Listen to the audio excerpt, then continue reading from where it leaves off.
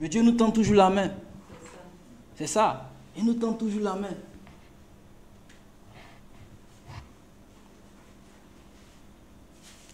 Donc c'est la valeur qu'on peut, l'enseignement qu'on peut recevoir ici comme valeur, c'est que Dieu, frères et sœurs, est toujours prêt pour nous. Lorsque nous nous égarons, lorsque nous péchons, nous pouvons toujours revenir à lui, parce que c'est toujours possible. Ça, c'est ce qu'on peut avoir comme enseignement ici. Jésus aussi nous a donné aussi une autre valeur. Il a dit aussi que soyez parfaits, comme votre Père Céleste est parfait. Quand on lit en Matthieu 5, verset 48, voilà, Matthieu 5, verset 48, et quand on regarde un peu le contexte, en Matthieu 5, verset 48, il dit: soyez donc parfaits comme votre Père Céleste est parfait. Donc, mais quand on lit un peu en haut, on voit un peu ce que Jésus nous donne comme enseignement, comme valeur. Voilà. Il nous dit même d'aimer nos ennemis. Voilà. Donc, on voit un peu dans un monde où nous sommes aujourd'hui, c'est difficile d'aimer ceux qui nous haïssent. Il dit même prier pour ceux qui vous persécutent. Bénissez ceux qui vous maudissent. Donc ça c'est une valeur. Et c'est une valeur qui est rare. Très rare. Peu de personnes ont ça. Comment aimer son ennemi? Donc ça dit, dans notre société, si, pour ma part, si cette valeur, chaque être humain appliqué, il n'est jamais avoir de guerre. Il n'est jamais avoir de guerre. Il n'est jamais avoir de problème, c'est-à-dire de divorce même dans le foyer. Entre mari, parce que les gens seront prêts à faire quoi? À pardonner. À pardonner. Il dit, aimez vos ennemis. Priez pour ceux qui vous persécutent.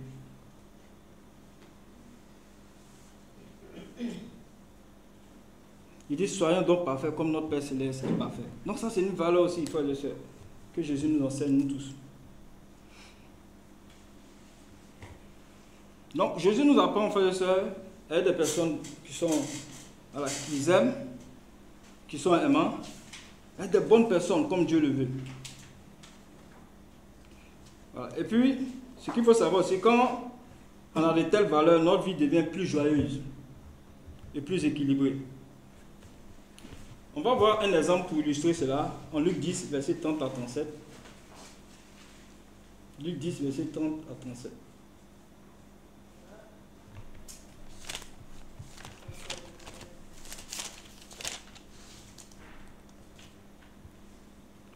Jésus reprit la parole et dit: un homme descendait de Jérusalem à Jéricho.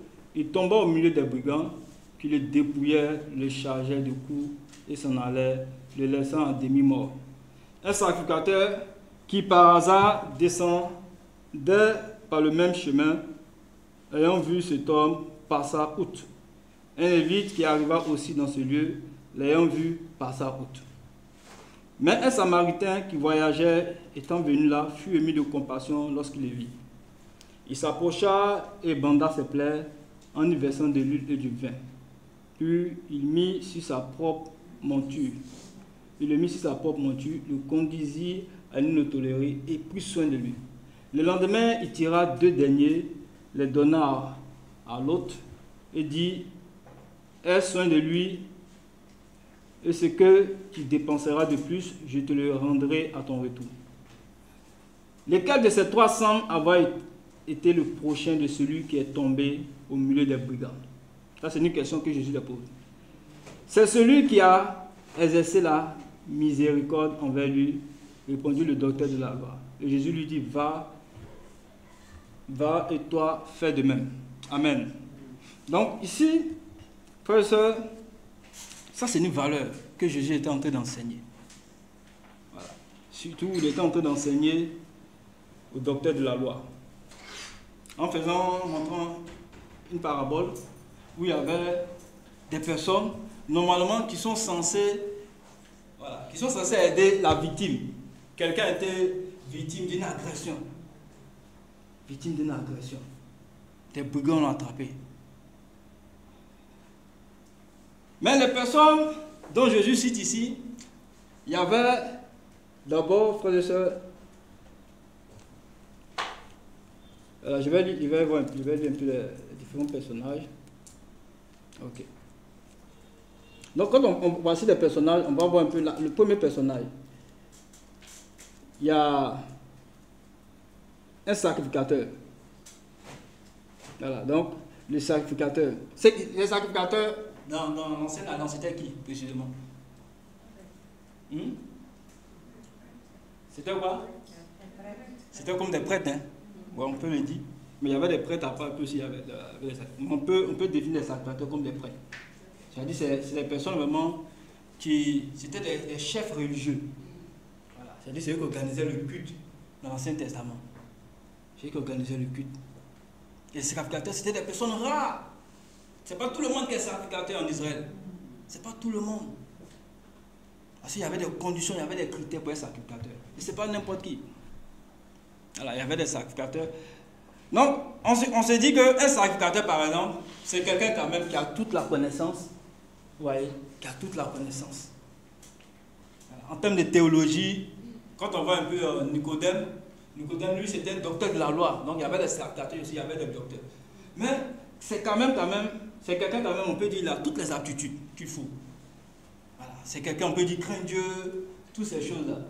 Mais on voit une situation qui se présente, celui-même qui est censé aider, celui-même qui enseigne aussi. C'est pas n'importe qui. On voit un peu, quand on voit un peu dans la Bible, ce sont ces sacrificateurs-là. Voilà, on voit, c'était des personnes vraiment qui étaient beaucoup estimées, respectées en Israël. Mais on voit une situation qui se passe, qui n'est pas censée aider la personne. Lui-même il passe à côté. Il y a un autre qui vient aussi, un lévite. Voilà. On sait que pour être lévite ici, il fallait faire partie de la généalogie d'Aaron. Voilà. Donc les lévites, ce n'était pas n'importe qui. C'était des personnes quand même qui avaient une certaine crainte de Dieu, qui avaient des valeurs. On pourrait dire qu'il y avait des valeurs guillemets. Mais on voit leur cœur, frères et sœurs. On voit leur cœur. Donc, Jésus nous montre ici quelqu'un vraiment qui est... Les Samaritains, par exemple, c'était les gens que les Juifs n'avaient pas de relation avec eux. Comme vous lisez Jean chapitre 4, vous allez voir un peu l'exemple de la femme samaritaine. Même quand tu quittes quel territoire d'Israël qu'on peut dire, c'est la Judée, bon, j'ai un peu oublié. Mais entre la Samarie et puis il y avait, je ne sais pas si c'est la Galilée, et puis il y a la Samarie était au milieu. Et puis il y a la Judée, Samarie et puis Galilée, bon, j'ai un peu oublié. Mais la Samarie était un territoire qui était au milieu. Donc, les Juifs ne passaient pas en Samarie.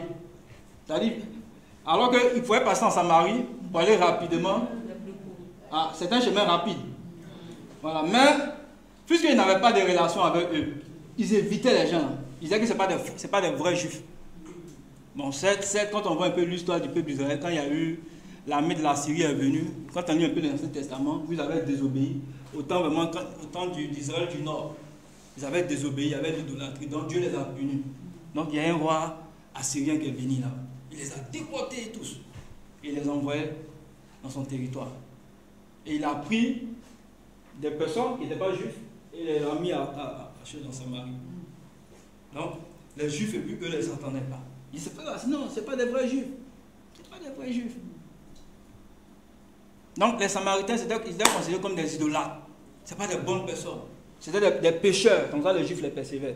Voilà. Les perceptions religieuses d'eux, c'était des pécheurs. Ceux-là, non, il ne faut pas te coller à eux. Ce n'est pas des vrais Juifs. Donc, il n'y avait pas de relation avec eux. Mais ici, on voit quelqu'un d'ordinaire qui va, vous voyez, on voit cette valeur qui va manifester. La compassion. Alors que ceux même qui étaient censés aider la victime là, ils n'ont pas fait ça. Donc ici, c'est une valeur que Jésus nous enseigne aussi, la compassion. Je me dis peut-être quand ils étaient en train de passer, peut-être ils sont arrêtés et disent, vraiment, ils ont une dans leur cœur Yaco. Vraiment, que Dieu te fortifie. Bon, ça c'est ma perception. Voilà. Ça c'est ce que je pense. Mais là, quelqu'un est venu la vue, le gars, il était blessé. Lui-même, lui-même, c'est pas un brigand. Tu mérites ça aussi. Ah, mais là, c'est le Lévite qui a dit ça. Voilà. Le fait que tu es couché là, les gens t'ont frappé là. Toi là, tu n'as pas une bonne vie. Mais le Samaritain, quand il est venu, il s'est approché de lui. Il a vu un peu. C'est ça la compassion. La compassion, c'est plus que les sentiments. La compassion va au-delà. Quand quelqu'un souffre, il y a l'empathie. On va auprès de la personne. Il y a l'empathie. Donc, il est allé auprès de lui, voir de quoi il souffrait. Il a identifié les besoins de la personne. Il a pris soin de lui. C'est ça la compassion. Donc, c'est une valeur. Nous sommes dans un monde aujourd'hui, la compassion est rare. Rare. Les gens sont devenus égoïstes. Chacun pense à lui-même. Voilà. Quand l'autre souffre, là, c'est lui.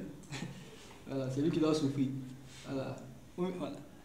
Quand l'autre souffre, c'est vraiment souvent difficile. Un monde où c'est l'égoïsme, les gens, l'égocentrisme. Les gens sont fixés sur eux-mêmes.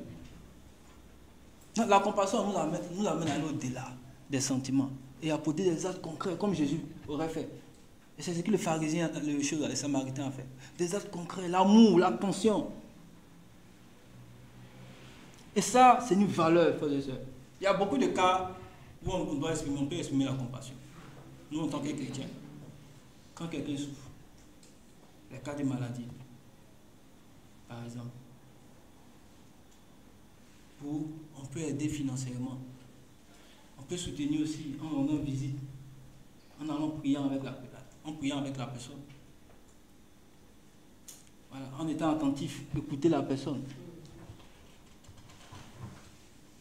Quand vraiment aussi il y a des cas de décès. Voilà. Parce que souvent quand quelqu'un par exemple paye une aide chère et puis il est seul, c'est vraiment compliqué, c'est moins difficile. Donc la compassion nous amène quoi? À faire des sacrifices. Aller vers la personne. Compatir avec lui. Lui dire effectivement que nous sommes là aussi. Donc ça c'est une valeur, frères et sœurs, que Jésus nous enseigne aussi. Amen.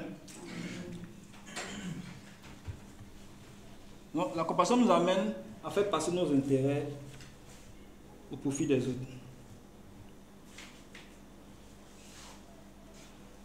Nous allons voir un autre enseignement que Jésus a donné à ses disciples. Donc Jésus a donné un autre enseignement qui est d'avoir des convictions solides. Voilà. D'avoir aussi des convictions solides. On lit sur ça, des convictions solides.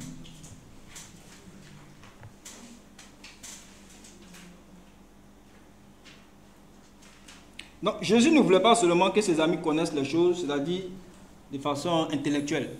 Mais Jésus voulait aussi qu'ils croient très fort dans leur cœur. C'est ça la conviction. Ce que je crois là, personne ne peut m'enlever ça. La conviction, ce que je crois là. La Bible est infaillible. Donc, il n'y a pas. La Bible, c'est la parole de Dieu, elle est infaillible. Ça, c'est une conviction. Moi, personnellement, tu ne peux pas m'enlever ça. Non, la Bible, c'est la parole de Dieu, elle est infaillible. Et nous, on sait qu'en tant que Église du Christ, voilà, notre Église est une Église de restauration, une Église primitive. Frères et sœurs. Et personne ne doit nous enlever ça. Donc, notre Église, frères et sœurs, nous suivons la Bible, nous obéissons à Jésus. C'est une conviction que Jésus est le Fils de Dieu, il est ressuscité. Ça, c'est une conviction pour les chrétiens.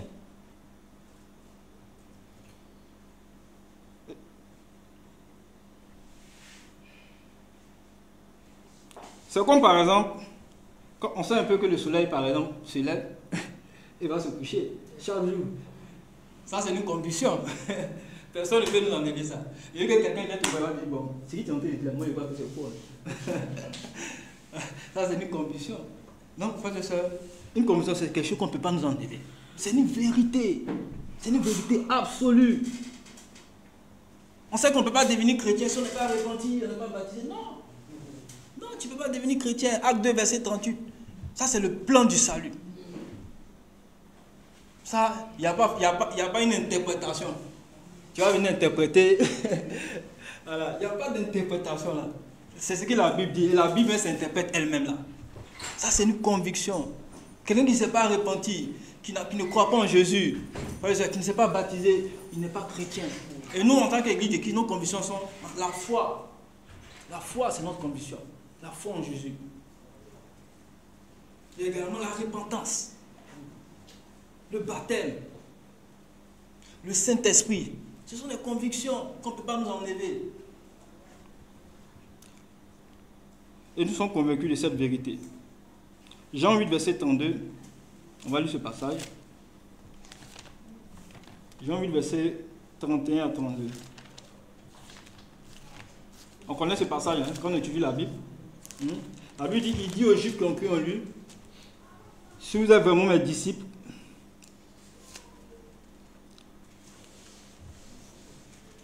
voilà, ok.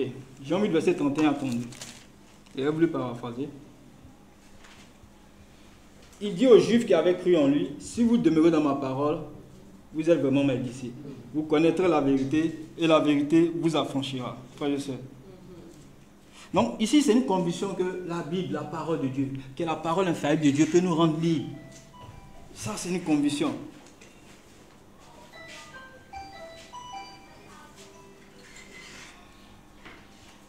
Jésus voudrait qu'on ait des convictions, frères et sœurs. Voilà. Parce que quand on a la conviction, rien ne pourra facilement nous ébranler. Nous détenir vraiment de la vérité que Jésus nous enseigne. Parce que quand tu as des convictions, même quand souvent tu te sens fatigué, épuisé, spirituellement, mais tu dis non, moi je dois tenir bon. Parce que je suis dans la vérité. Il n'y a pas d'autre salut en dehors de Jésus. Ça c'est une conviction pour les chrétiens.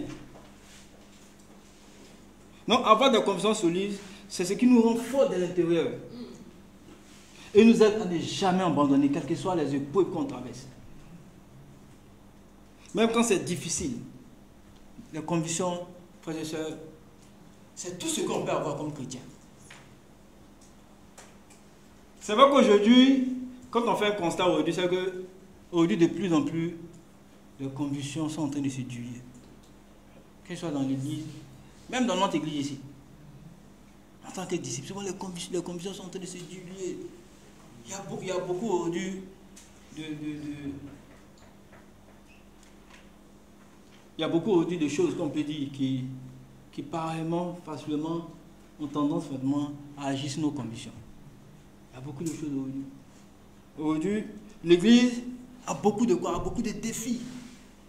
L'église est confrontée à beaucoup de défis, beaucoup de choses.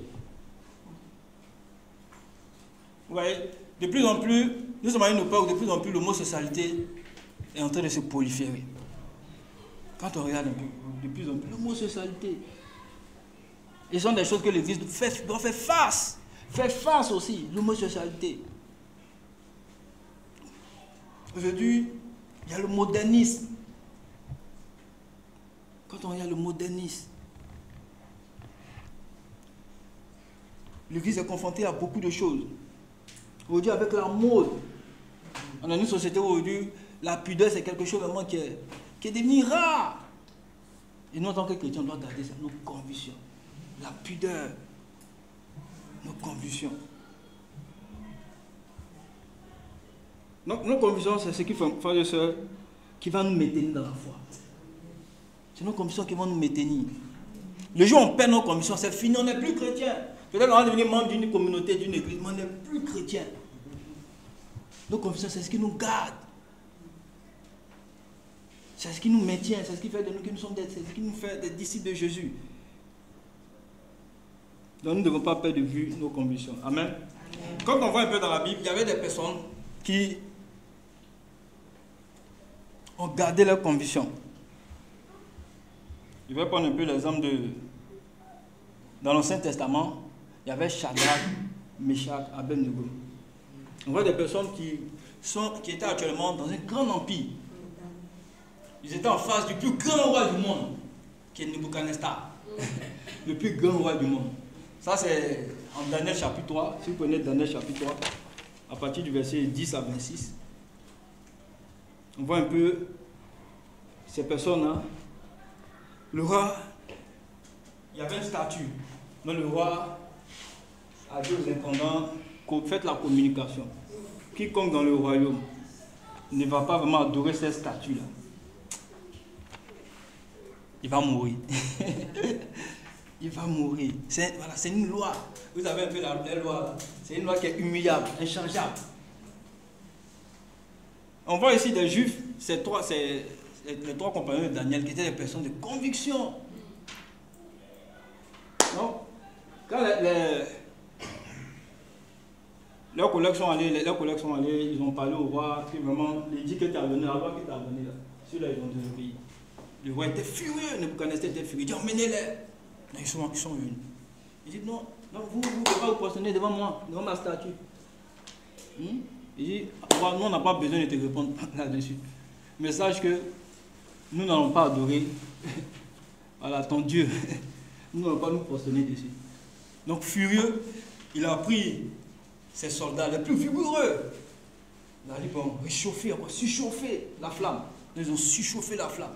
Et il les a pris. Les gars ils ont attaché, ils ont lié. Et les gars ils ont jeté dans la fenêtre, dans le feu. Tellement la fenêtre même était, ils avaient chauffé ça 7 fois. C'est même les vaillants choses à guérir, ils sont morts sur les champs. Et le roi lui, il s'étonne, il dit ah, mais je vois 4 personnes là-bas. Mais il y a un homme dans Dieu, c'est un ange. Et puis ils sont en train de marcher dans le feu là-bas. Et puis il les a appelés. Il dit venez. Le roi était étonné. Et depuis ce temps-là, c'est là que Nebuchadnezzar il a respecté Dieu. Il a commencé à avoir la crainte de Dieu. Il dit, celui qui ne va pas adorer la Dieu dans le royaume, là, il est puni maintenant. Nebuchadnezzar a changé. Non, on voit des personnes ici, leurs convictions les ont protégées. Ils n'étaient pas prêts, ils étaient prêts à mourir pour leurs convictions. Ils étaient prêts à mourir, ils étaient prêts à tout. Parce qu'ils voulaient garder leurs relations avec Dieu.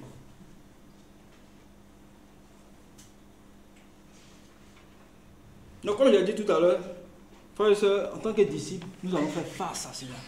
Et peut-être actuellement, nous faisons face à cela. Nous sommes dans un monde aujourd'hui où les gens qui ont des convictions, ils sont peu. Voilà.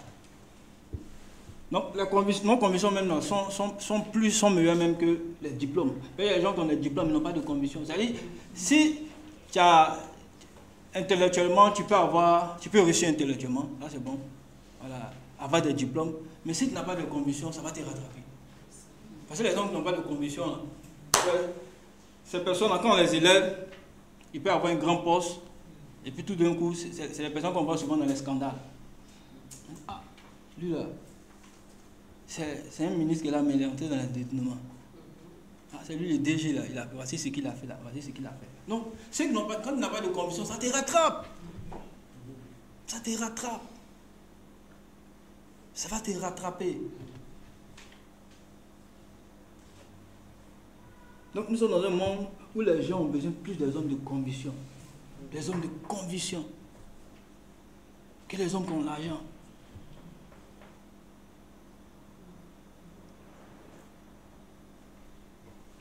Non, frères et sœurs, comme nos convictions sont vraiment quelque chose de capital, qu'il ne faut pas négliger. S'il y a quelque chose qu'il ne faut pas négliger, ce sont tes convictions. C'est ce qui va t'amener au ciel. Ce sont tes convictions. Ce sont nos convictions, frères et sœurs, que nous devons garder. Nous devons prendre soin.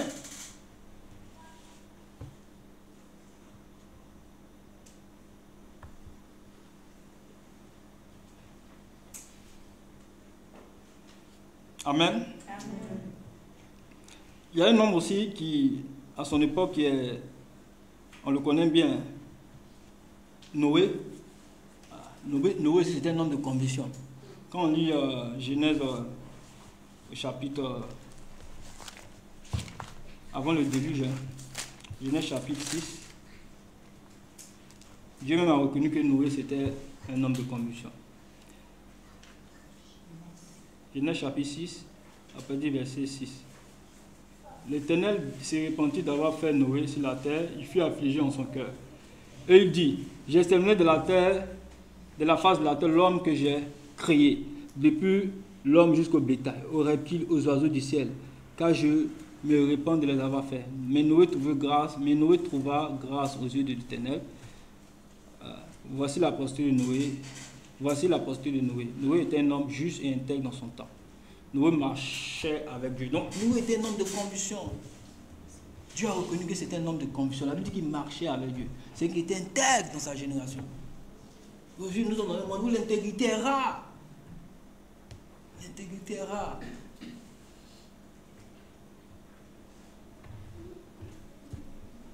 Dans un monde où aujourd'hui la vérité est devenue quelque chose de rare. Rare. La vérité. Dans un monde aujourd'hui où quand tu es trop véridique, voilà, un chrétien normalement doit avoir un chrétien comme quelqu'un qui est, entre guillemets, voilà, qui est différent. C'est-à-dire que tes convictions vont faire que tu es différent partout où tu es. Tu es différent des autres. Les convictions nous rendent différents.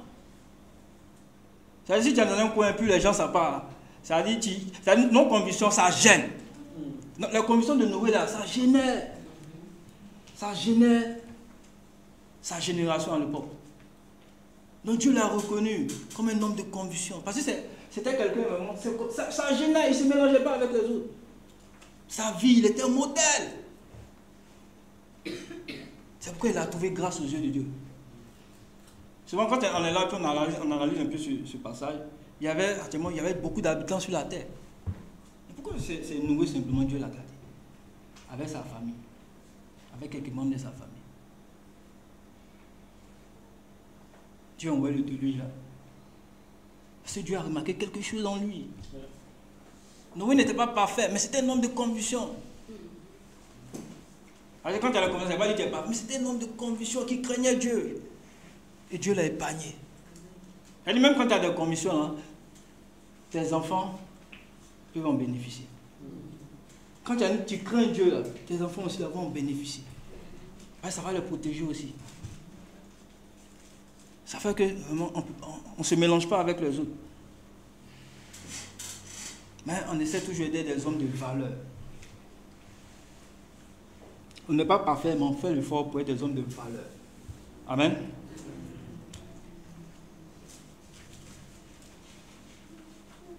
Donc, frères et sœurs, l'enseignement que Jésus nous donne ici, Jésus nous donne l'enseignement. Quand Jésus forme des gens, c'est pour qu'on ait des convictions solides. Jésus veut qu'on ait des convictions solides à l'intérieur de nous.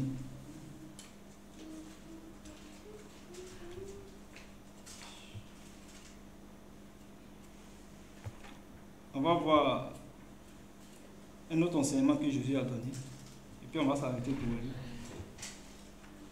Donc, un autre enseignement que Jésus a donné. Voilà, Jésus voulait qu'on devienne des amis de Dieu. On va voir un peu des passages. En Jean chapitre 3, verset 3. Donc, un autre enseignement, c'est que Jésus veut que nous devenions comme des amis de Dieu. Jean chapitre 3, à partir du verset 3. Jésus lui répondit, en vérité, je te l'ai dit, si un homme est né de nouveau, il ne peut voir le royaume de Dieu. Voilà, donc ici, devenir ami avec Dieu. Et cela commence par la conversion, par la nouvelle naissance. Donc, on ne peut pas avoir une relation avec Dieu si on n'est pas converti. Ça commence là. Pour avoir une relation avec Dieu, ça commence à la nouvelle naissance. La chose la plus importante que Jésus voulait, c'était que nous devenions de bons amis avec Dieu. Pour lui, ce n'est pas possible d'être vraiment heureux et en paix avec soi-même et avec les autres si d'abord on n'a pas la paix avec Dieu.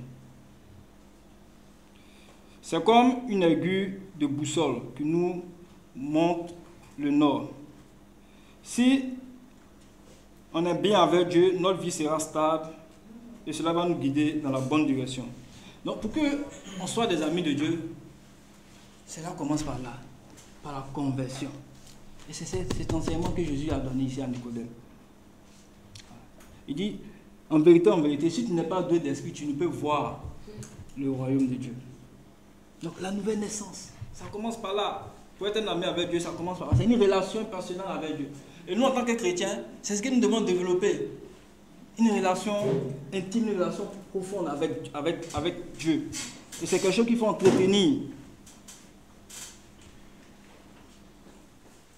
Cela veut dire que lorsque on a une relation avec Dieu, frères et sœurs, cela commence à changer notre cœur et ça nous permet vraiment d'avoir un cœur neuf.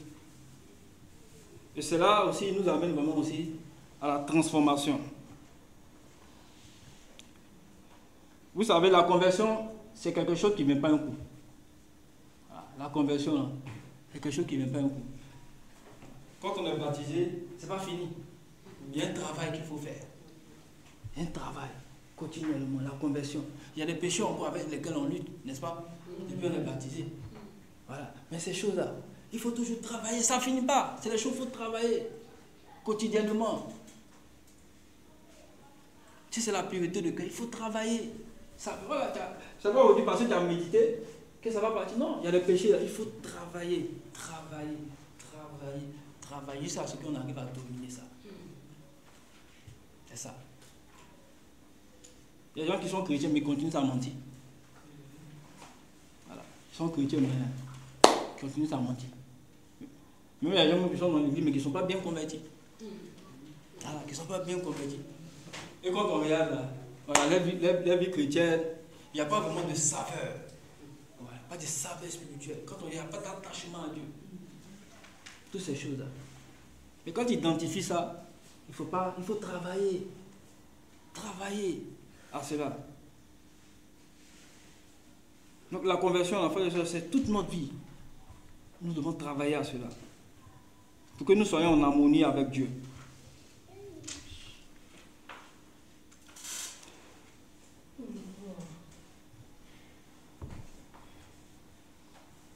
Donc, Jésus a expliqué qu'être un ami avec Dieu, c'est naître de nouveau. Cela veut dire qu'on échange, notre cœur devient tout neuf et notre façon de penser. C'est ça la grande transformation. Et cela, comme je l'ai dit tout à l'heure, ça ne va pas arriver d'un coup, mais c'est petit à petit. Le but de Jésus, c'est que nos actions là, viennent de notre cœur. Du profond de notre cœur. Et Dieu veut nous amener à cela, à une véritable conversion en tant que chrétien. Et des chrétiens réels. Des chrétiens qui sont authentiques. Dans leur cœur, ils sont authentiques dans leurs actions. Des gens réels. Des gens réels.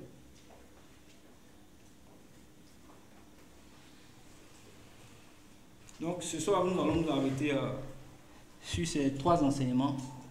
Voilà, il y a 7. Aujourd'hui, on va s'arrêter sur les 3. Si Dieu nous permet le dimanche, on va continuer sur ce qui reste.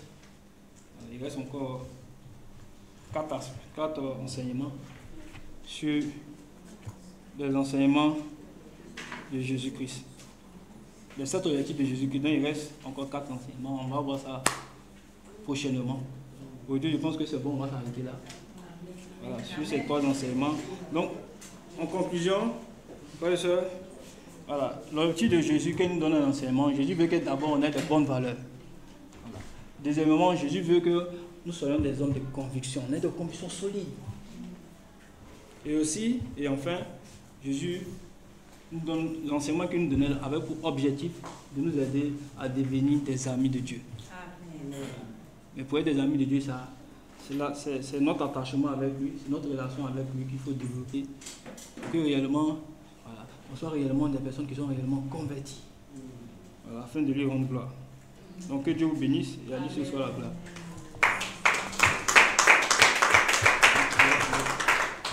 Père, nous te bénissons, nous te disons infiniment merci.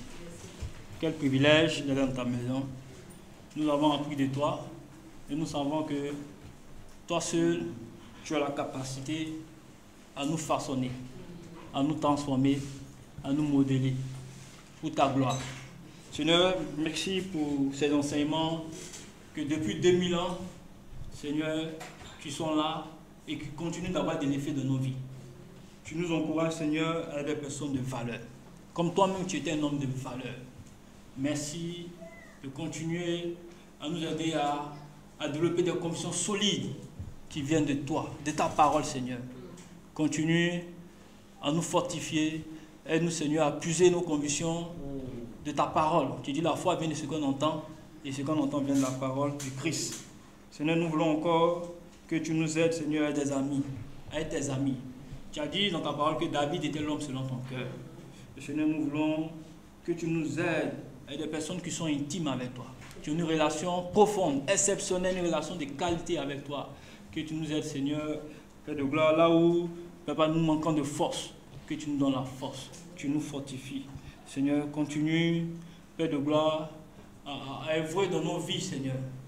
Merci pour ce temps même que tu as rendu possible. Continue à bénir chacun de tes enfants qui est venu ce soir ici. Seigneur, je prie que chacun, Père, tu puisses être avec chacun. Nous allons nous rendre dans nos domiciles respectifs, de nous accompagner, de nous fortifier et continuer à prendre soin de tous ceux qui sont éprouvés, Papa, par la santé. Visite-les et qu'ils reçoivent la guérison pour la seule gloire de ton nom. Nous te rendons merci de tout et que la gloire et l'honneur te reviennent. Au nom de Jésus, nous avons prié. Amen. Amen.